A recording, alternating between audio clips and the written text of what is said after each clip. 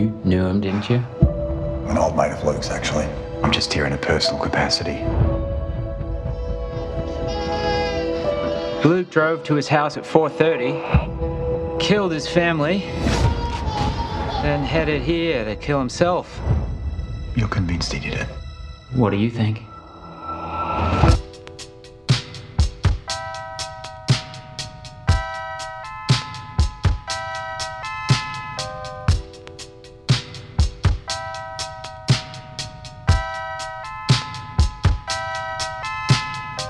Welcome to the night before, where my husband and I talk about the movie we watched the night before. And we usually pop up at a place that we like and we want to share, like a coffee shop, brewery, restaurant, spa, wherever. But today's a little different where we are. Yeah. What you don't want to say? We are at our home because we are in the midst of Tropical Storm Elsa / maybe Hurricane Elsa. It's right in our path. So we were at a place that we like a lot called the Sea House. And it's a restaurant, bar, close to where we live, grabbing a bite.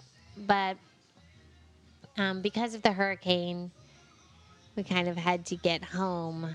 Yeah, a lot of places and not are closed. hang out too long. A lot of places are closed now. We went with the intention of doing the podcast there at the Sea House. And so we ate some food and had a drink, but then ultimately ended up coming home to do the podcast here just to err on the side of safety. We got some hurricane supplies first, though. We did. But we'll talk a little bit about the Sea House. We'll put some pictures on Instagram at Night Before Podcast. But the Sea House's whole gimmick is that everything on their menu, it's the gimmick. Okay. The gimmick has a negative connotation. Well, it is a gimmick. It's no question a gimmick. But it's not a gimmicky restaurant, really. I wouldn't use that term. But anyway, their thing is that everything has to begin with the letter C. Right. On their menu. Their food is fantastic, though. No, We've really never gone there.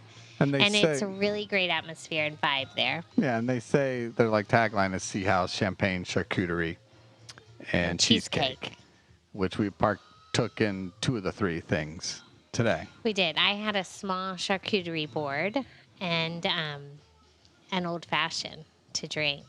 Which, correct me if I'm wrong, with the stormy weather, it kind of felt. Old-fashioned does not start with the C. But they make up a name for it. I know. It was called the... So it fits with the gimmick. And I had a cheeseburger. I can't think of the name of it, but whatever they named it started with a C. I had a cheeseburger. Circumstantial something. Yeah. It was circumstantial something. I tried my cheeseburger. I had a cappuccino. And then we shared some cheesecake. We did. And it was lemon and their cheesecake was phenomenal. It was good. It was a lemon blueberry cheesecake, and I love to make cheesecake. This cheesecake, the consistency was perfect. It was good. It was really good. So just we wanted to get home just in case the weather got bad. The weather's not bad here, but yet. It's not bad yet. But, we didn't want to be out just in case. We're getting different bands of rain and storm, so we wanted to head home. So we came home. We made a few drinks here at home. Tonight we're drinking various versions of the Ricky. The Ricky. You're drinking a gin Ricky. I am. Which is just gin, lime, and soda. And sparkling water. And I'm doing a rye Ricky, which is just whiskey and lime and soda. And for our soda water, mineral water, we're using Liquid Death. It's delicious, too. Which is a cool... Our drinks are really good. More of a kind of a cool, hardcore sparkling water. This is a really fun hurricane party because before all of this... Well, original plan after coming home from the Sea House and recording our podcast was to kind of review some vinyl, some records we purchased. Yes. Right before going to the Sea House. And just kind of rummaging through the the bargain bins, if you will, So that was a lot of fun. of our local record shop in town. So we haven't had a chance to go over our records. We'll probably look at these records real quick. Yeah. Because you and I haven't even really shared what we purchased. Then He we are picked some, I picked some, and we kind of brought them together to play tonight during our hurricane Well, our plan party. was to play. Now, we might lose power at any point during this recording of the podcast. Originally, I was supposed to be recording an episode of my Greatest Movies of All Time podcast tonight. So I'm sure they'll be so happy to hear that you recorded this No, instead. the reason this Just is on kidding. portable power. Right. So if we lose And I'm power, here we with you. can keep recording. If Greatest Movies power goes out, some of that's over Zoom, as we did a crossover episode with Greatest Movies with the Stand By Me episode. So if for any reason we lost power, something went bad, it kind of messes up that episode. So we just postponed it to reschedule for another night this That's week. right. And so we're like, well, if we're not going to, but you and I also had to kind of postpone and reschedule our podcast because we didn't do it at Sea House. No, we didn't. And we did watch The Dry last night, starring Eric Bana. We did. And we still want to talk about it. So we're like, let's go home, make our drinks, go over the records real quick. Yeah, let's do that. And then talk Dry. So that's So I'm what I'm really saying, excited the about thing. our But I'm records. saying the power could go off. It could. But those listening, it's not going to really impact us because we record on a battery-powered thing. And Right. We So might we might be recording in our in the darkness. we have but the that's news it. on, watching the hurricane. We have our drinks. Well, it's just on mute, the We news. have our candles. We're all cozy and safe at We home. have candles that so just in case the power goes out. I kind of hope it does, but I'm starting to think it's you're gonna. not. You kind of hope it does go out, Yeah, that can be neat. except for all the food in the fridge. We've had power outage before. The food's not going to go bad before the power gets back on. I'm not worried about that. Okay, so let's look at the records. Okay. Let's see what you got. Do you want to go No, through we'll just yours? pull things just out. pull it out. And we'll just see what happens, right? Pull it And out. Right now, the first Without record we looking. already have on is, and for listeners, we're just going to go through this quick. Yeah. I know this isn't a music podcast. This is fun, though. But we just got Marvin Gaye in the Groove. Marvin Gaye and the Groove. It's an older record of his from the 60s Some on Motown Records. So anyway, really good songs on don't it. need to talk about that. So this first one is one you picked up. What is it called? Linda Ronstadt, Heart Like a Wheel. Really good album. One of her more famous songs, You're No Good, is on there. Oh, that's on here. And I used to love Linda Ronstadt growing up, so I think you have two of her records, if I I'm not do. believing. I do. I could decide. And we found the record for 99 cents. And the other one you picked up was? And the other one is Prisoner in Disguise. And this one has I Will Always Love You with Dolly Parton on it, which Okay. is one of the reasons I really wanted to get this one. You wanted some Dolly Parton, but all their stuff was a I little. did. All pricey. Dolly's stuff was pricey, but I found this one for $1.99, as well as some other good songs on here as well. But that one stuck out. That's one I really wanted. Did you have both of these records in your youth?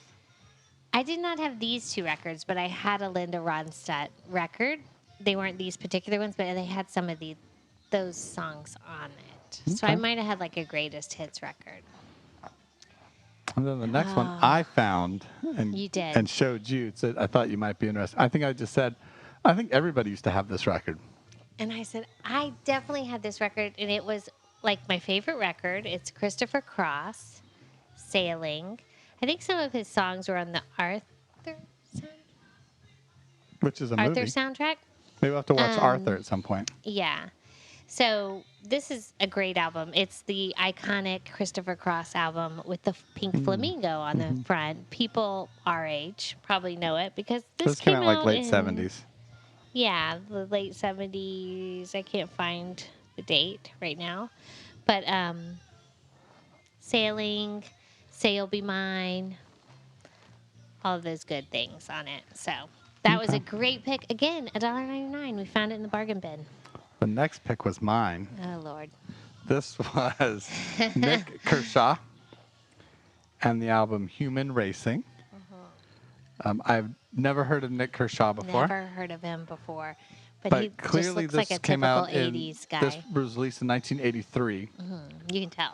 He has just kind of like the nice, nothing flamboyant, like over the top 80s hair. but good stylish hair, like he's in like a Vidal Sassoon commercial. With his shoulder pad jacket. Yeah, it's sports coat, Yeah. a t-shirt underneath, and yeah, it just like looks really good. So definitely 80s vibes, but not like something that was overplayed constantly either. So anyway, I instantly grabbed this up for $2, and apparently it seems like the single from this was "I Wouldn't Let the Sun Go Down on Me." So anyway, I think that's gonna be our little hidden That'll gem. be interesting. That's how I roll. Oh, the next one was another one from me. We're just pulling them out of the bag as we can.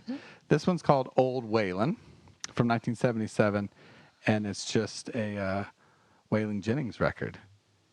And you love Waylon Jennings. Well, I like good old classic country. I was sad to not find any Randy Travis in the bargain bin. That would have been fun. Early Randy Travis. I like how it has Jesse. It has my and name a on heart there. Yeah. on the front of the album too. That's fun. But This is a great song. yeah, this looks really good. So the Waylon Jennings record, definitely on top of that. All right. Oh, another mine are just back to back here. Back to back.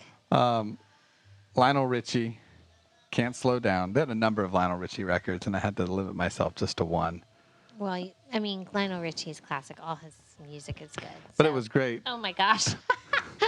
This is shocking. It's a gatefold like record that opens up. So you open it up and there's this huge pole. It's just him like sliding down like almost like a fireman's pole. Sliding down a fireman's pole, which is interesting. But this one has Hello. "All Night Long" on it, and also "Hello." So And I'm Running excited with the for it. Night. Yeah, "Running with the Night." The albums "Can't Slow Down." Yeah. I mean, I don't think you'd go wrong there. No. Solid. Solid pick. Solid pick. Oh, one of yours. Oh, one of mine. What do we got? I'm really excited for this one. So this is one of my favorites. Still is. I mean, but definitely growing up. Cat Stevens, Greatest Hits. When I was a senior in high school. The greatest hits, like circa what? Oh, like, yeah. From the Probably the 72? 70s. 1972. Pre-name change, I would. 1974, maybe. Right? 75. Yeah, pre-name change. Oh, definitely pre-name change. So I'm saying when you say it's like Cat Stevens' greatest hits, it's not oh no, like not through his whole catalog. Not Yusef, whatever Yeah. his name is now. Anyway, when I was a senior in high school, fun fact, I had a line from the Wild World song from this album as my like senior quote in my yearbook. But I love Cat Stevens, and I shocked him when we watched the movie Harold and Maude and Cat Because Harold and Maude was a movie I really liked. You'd never seen it. Mm-hmm. And I didn't. I mean, I knew it, but it didn't click. Like Cat Stevens pretty much does the soundtrack. Mm-hmm. And you were like, "Oh my god, I love this movie because of the soundtrack." Well, no, I loved the movie, but I loved the sound. Yeah, I really loved the soundtrack. And News I alert. think it's Father and Son that's on Harold and Maude. Is Okay. It Well, Father and Son's here. I'm not sure if it's on Harold and Maude. But lots of great songs on this album. You And bought it was this. $1.99. You bought this for $1.99, but someone at some point bought this at Goodwill for $1.18. We just got ripped off. You got gouged. It's a beautiful album cover, though. No, it's good. And all these are in great condition, even in their bargain bin prices. Mm-hmm. Oh, this next one is mine. The 3 Degrees and the New Dimensions is the name of the record. Not the 3 Degrees song I wanted, but still 3 Degrees nonetheless. And they are more of a 70s, 80s soul group. But the album I did want, which is the album with the "When Will I See You Again," but they didn't have that one, so don't really know what this album has given us, but we'll take it for that. Which record? So our Marvin Gaye ended. Which one are you putting on? And we're also going to switch some records. Yeah, put the 3 Dimensions on since they're right there. The 3 Dimensions, not 3 Degrees. I'm sorry.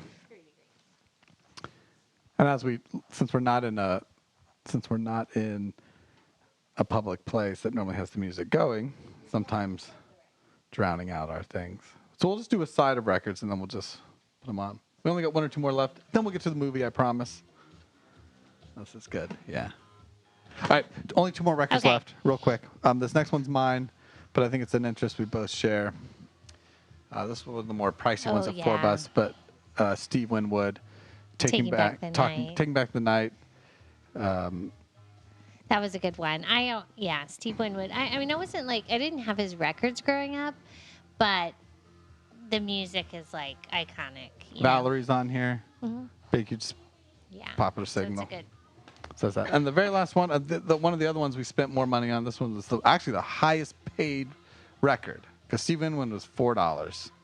This one was $5. Whoa. Okay. What was worth $5? Supertramp is one of my all-time favorites. This was not the exact album I wanted, but it has some great songs on it, and just the sound is good. I know Jesse's going to love it. I'm excited to introduce him to Supertramp. I think you're almost like... I mean, I've heard Supertramp before, but it's never, like, clicked as something I really have to listen to. Supertramp was always a thing for I think there's a Supertramp song in the movie Magnolia. Okay. And I enjoy that song. Okay. But I think that's as far as I go. All right. Well. And that's our record collection. That's our record. That was our record pick for today. That's been our haul today. And we'll post pictures of those online, I guess, too. Part of our hurricane prep. Yeah, actually, we're going to go anyway. I mean, but even if the power goes out, I guess it doesn't do us any good. But True that. But yeah, we got that at a local record shop. It's called Sound Exchange. We'll put a link to them, too. Pretty cool record shop. Yeah. But that's that. So why don't we move on? Let's move on to the movie. To the movie we saw the other night, or what? Not the other night. Last night. Last night, of course. This is the night before podcast. No, sometimes when you like it's kidding. It's a night. It's the next the night. Next night. And it feels like eternity. Midnight. No, it's not almost midnight. Anyway, we watched The Dry last night. Yeah, and it's like this Australian thriller, not even thriller, it's like whodunit murder mystery movie about 2 murders, 2 deaths. Let's say that, 2 separated by like 20 years. Yeah, unsolved deaths in this small town in Australia. So the one thing I did love about it is I never think of Australia as being like a desert. Well, that's what you said to me when it started. Most people don't, though. And I said... They really don't. I said, but I do. I don't. But you said you do, too. I mean, I know because I teach some things about it. And then we laughed and said, I know there's desert in Australia. But something like 80% of Australia is uninhabitable. Right. But the media doesn't present it that way. And when you see people that live there... Or I got it wrong. Or it's something, I think it's, or 80% of the population lives on the coast of Australia. Right. I think that's what it is. Yeah. But most of it, it's small little towns, the outback.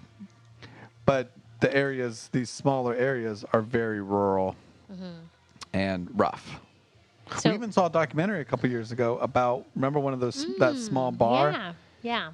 In Australia. That was and interesting. These sort of, what would you call them? Not travelers, these like young. Exchange. They're just like, they weren't exchange students, but the British citizens, right, typically, and through a work exchange program with the English government, since Australia has its ties to, at one time being a colony of England, right, of the United Kingdom. They have it like an exchange get these like temporary work visas, but also travel, but work. And it allows young people to travel and make money and see the world. And so they get put in these work relief programs, and get put in this documentary was about this really rough bar that these girls worked at, and it was just terrible, and they broke down. I'm gonna be honest. I'll look up what that movie's called in a minute here. I like that a lot better than I like The Dry. It was intriguing. That was so. Before we even get to the recommendation part of this episode, I'm gonna say I recommend that over The Dry a lot. Yeah. The Dry was not a bad movie. I'll say this. It's not that I didn't like The Dry. But it wasn't great. I didn't enjoy. I mean, I enjoyed it, but I didn't really like it. How about that? Slow. It was, the storyline wasn't captivating in any way. I thought it was very, very slow. What was captivating was Eric Bana.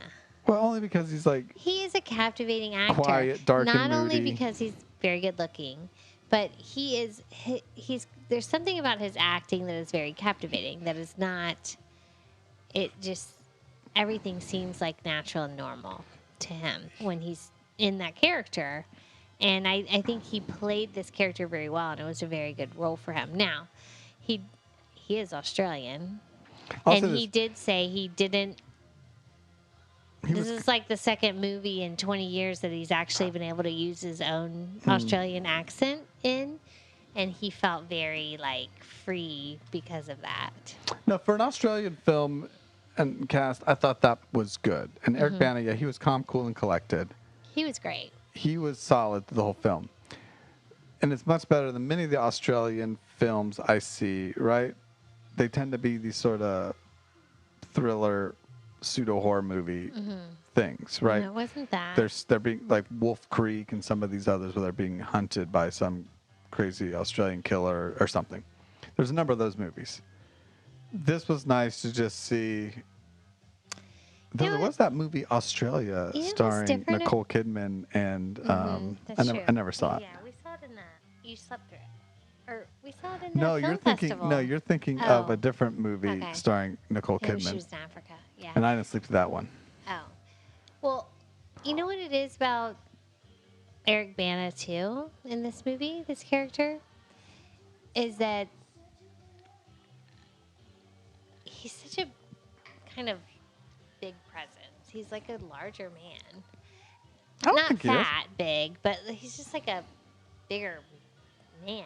I don't think he's that muscular. Seems like that to me, but I anyway, think compared to the other characters, he held himself. He has nice, solid posture. That Eric Bana. That's what it is. But he's a very like a gentle male character. His personality. You can see sensitivity in his eyes and face. And he shows emotion very like subtly, but he's not like. I don't know. You often see like, especially in movies like this, just like anger and whatever coming out of male characters, and he doesn't do that. He really controls his emotions very well. He played very, and I think that was part of the role maybe that was written. Even though he was from this small rural Australian town, he had been out of it. He wasn't the extreme masculine male that many of the other males that were in this, the antagonists even, if you will, weren't the rough and tough males. He was, but he wasn't accepted by the people in this town because of the history with him from a teenager. Mm-hmm. So I think some of the persona you even mentioned was kind of in direct opposition to the other characters, which added to that aggression. So, bottom line, he's easy to watch, easy to believe that he is that character that he's playing, So for those who don't know, The Dry is a new film, 2021. Mm-hmm. It's on video on demand streaming rental right now. And it's simply about a friend of his, a childhood friend, is seemingly commits suicide after killing his wife and child. Mm-hmm. And Eric Bana comes to pay his respects at the funeral. And through that, the parents of the person who killed himself and his family. He was friends with this man growing up, as well as his wife. And the man's parents said, there's something not right about this. You are a federal police agent for Australian federal police. They're basically saying our son would not have done this. He would not have committed suicide and killed his wife and child. Yeah. Can you look into it? He reluctantly sticks around to look into it. But then through that, we learn that 20 years prior, when they were in high school, with this same friend of his, there was another mysterious, unexplained death of a girl, a friend of theirs, a girl who seemingly drowned in a river, I mean. But there's suspicion amongst the town folk that Eric Bana and now his dead friend had something to do had with something her to do with murder or disappearance or death. Or not death. disappearance, death. And so it's really those two stories are being slowly unraveled. So he's uncomfortable even coming back to his hometown because this is something he's kind of been plagued with a bit. Yeah. And one story is more interesting than the other, and that is the past story of his childhood is much more interesting than the murder of His friend. or the death of his friend. Yeah. And that you know right away that something ain't right in this town. And I think that's where my problem with it was. Both stories weren't super compelling the whole way through. It's a fine movie. You watch it and you go along with it. It's better than a lot of movies. But I just didn't enjoy... I didn't feel like by trying to focus on both, you never fully linked that parallel together for both. They never quite click. True. Now, I get it. It's Eric Bana trying to resolve his past and this thing. But I feel, well, he gets answers about some things, I guess. He definitely does. At the end, it's. Yeah. I did like the. I did like the. So the lake where The river. where she disappears, his friend, when they were teenagers. 20 years prior. 20 years prior, has now since dried up since the name the Dry. Well, that's called the Dry. The whole Because present. They're in a massive A drought. For They're in a 10 massive years, drought. it hasn't rained or, a Anything massive drought. substantial. So the lake is dried up. Everything's kind of died off. So I liked the contrast of the present being barren, brown, and deserty, and the past being lush, green, and alive. That's true. That was kind of a contrast. So every time they flashed back to the the kids in the river, and they're like amidst Their teenage selves, yeah. greenery and whatnot, The limitless possibilities of youth and the life ahead of you. and being alive. And then now they're in this barren, like they're researching this. Almost how the death The death. has sort of impacted.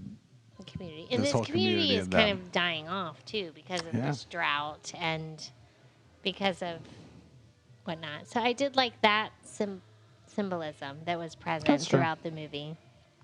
That was good. That was good. I like that. I think one of my bigger things with it, I don't think we need to get in full spoiler territory, how it ends and whatnot. But I had a problem. They resolved both mysteries. They resolved one by people. They resolved the 20-year-old mystery by other people sharing their truths. Right? Other people involved share their truths, and there's this sort of like reckoning of realization and honesty on all parties. Even Eric Bana included. And I felt that was really good. Like, we as the viewer learn what happened because people talk about it. Right. The other mystery with the dead friend and the wife and the child, they piece it together based on like various little things. But no one verbalizes it. They put it together, the mystery, but then they just show you through a flashback what happened. Right. How did the whole death happen with the three of them, the child, the mother, and the friend? But there's no Wrap up of there's no discussion about it. There's no the same way that people reveal the truth and they talk about it and they talk about their part in it. There's none of that. There is an intense climax scene that deals with it. Yes. But when I'm watching this, they kind of then show us as the viewer. They do a flashback of what happened. Like, oh, let's flash back to that tragic day. Yeah. And you're like, well, wait a minute. how do we get this information? They're just telling us what happened. We're not being led there by the characters. Right. It's just they just all of a sudden had to show you what happened. Because they dealt with it, but there was nothing other than, okay, well, let me just show you what happened. You're like, okay. And I feel the same thing with, again, But the 20-year-old one I thought was much better because but it was very unrealistic of like him finding what he found, like that had never been found before. Some of that stuff, it was like right things. there, and like if they've been looking for it for that long, that had never been found before, and maybe because everything dried up and was not, but still, that seemed a little unrealistic that her backpack or whatnot would. Yeah, he finds her backpack later. But that didn't even bother me. I felt just more for like Eric Bana's character to have a little bit of closure.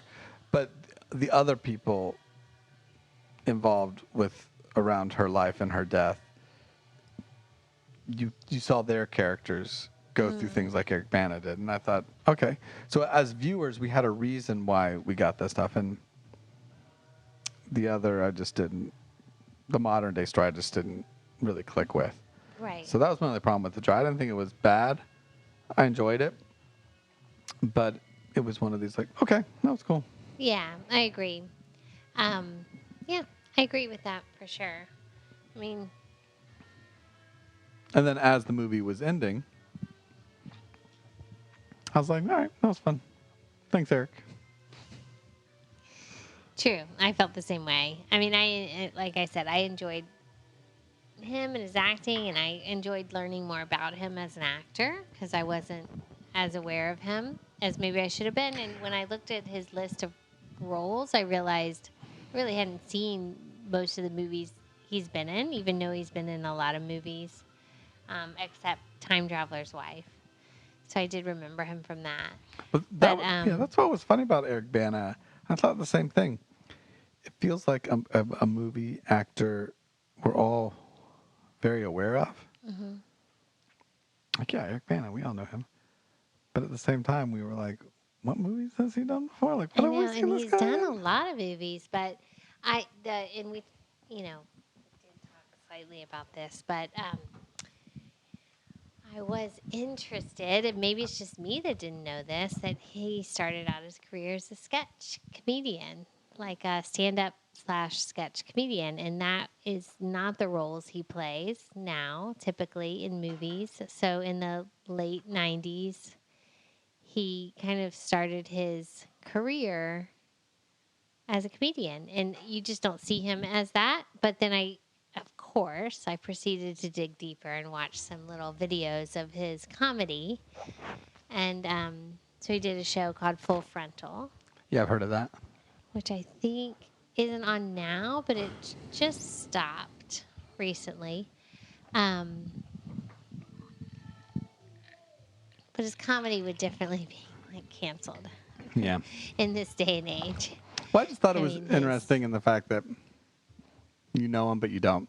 Yeah. You can't really place his stuff, so. So hopefully he'll kind of do more. This was supposed to be like post-pandemic, like one of the biggest movies out. Well, a lot of people, that's why post-pandemic. That's why I think we were a little bit attracted to seeing The Dry. Yeah. Because it was, when it came out on streaming, and it's gotten good reviews. It's at 90% Rotten Tomatoes. Mm-hmm. It was just something that people were like, hey, you need to see this. You know, everybody's kind of, I don't think everybody was like raving about The Dry, but people were talking about it as like a movie to see. But I enjoyed it. But I see you've pulled up the Australian. Yeah, so first question. Was it a documentary? Yeah, the documentary. Yeah. Our first thing was, we switched to the Supertramp record, by the way. I know. Doesn't it sound good? I mean, Are you loving it? I'm going to give it some space. I really like that 3 Degrees record that in the background. I'm really loving this. So The Dry, do you recommend it? I recommend it. I mean, you're not going to be blown away. It's not going to be the best movie you've seen. But, I mean, Eric Bana's easy on the eyes. He's a good actor. The story is slightly compelling. It's not boring. It's just slightly slow, and there's nothing like super interesting about it. But I recommend it. I only recommend it is if it shows up on streaming somewhere, definitely watch it. Mhm. I don't know if I would say spend $6 or $7 to rent it I like would we wait till did. it's free. Yeah. Yeah, I'd If it's wait on till anywhere, it's free. definitely. If you see it, if you have a chance to watch it, see it. I would wait till No, it's the one free. I pulled up, the one I really recommend, though, that it was on Amazon Prime at some point. I'm not sure. I think it still is. I'm checking. That documentary about Australia we talked about at the beginning of this discussion. Hotel Coolgardie. Coolgardie. That was a great documentary. We both really liked that. And the shorter description is a working holiday. The little tagline, a working holiday becomes a test of endurance for two out-of-luck Finnish. That's right. They weren't from England. They were Finland. Finnish backpackers. And that's the word we're looking for. Backpackers. Yeah. Finnish backpackers who find themselves the latest batch of, quote, fresh meat sent to work as barmaids in a remote mining town. And this is in Oh my gosh! Australia. And the people like in this bar, the way they act, you would just. And these are real people. That's right. It's a documentary. Real people. You read that and it sounds like a movie thing. But even if you go on further, it says Hotel Coolgardie is a gripping portrait of outback Australia, an experience by two ill-fated backpackers who find themselves the latest batch of fresh meat, as I just said, to work as barmaids.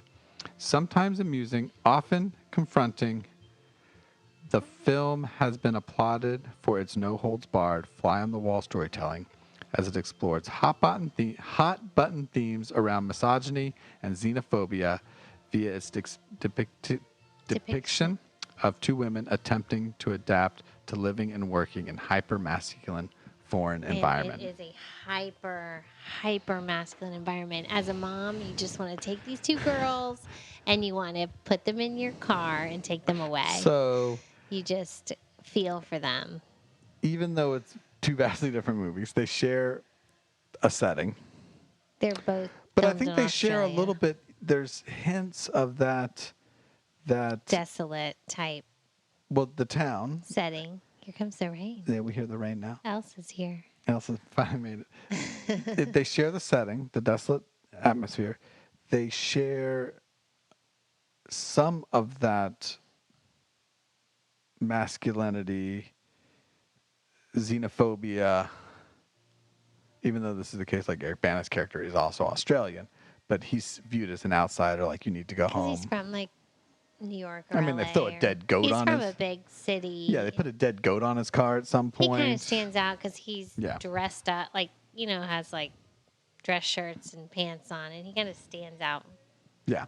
As far as how I think even at the beginning when he shows up at the church, too, and that was a good little scene. He shows up at the church for the funeral of his friend, and somebody doesn't know who he is when he walks in the back of the church. Mm-hmm. And Eric Bana shows up in his suit and nice clothes, and this other person next to him instantly confronts him and says something like, "You're in the wrong place. Right. What are you doing here?"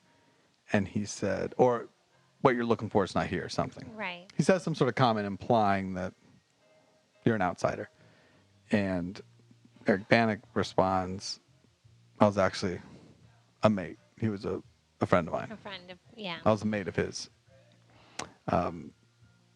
So there definitely is elements of that outsiders, xenophobia, you're not welcome here. Definitely. You're not one of us. But in this which this documentary shares, but it shows the reality of what it's really like. It is extreme. Mm-hmm.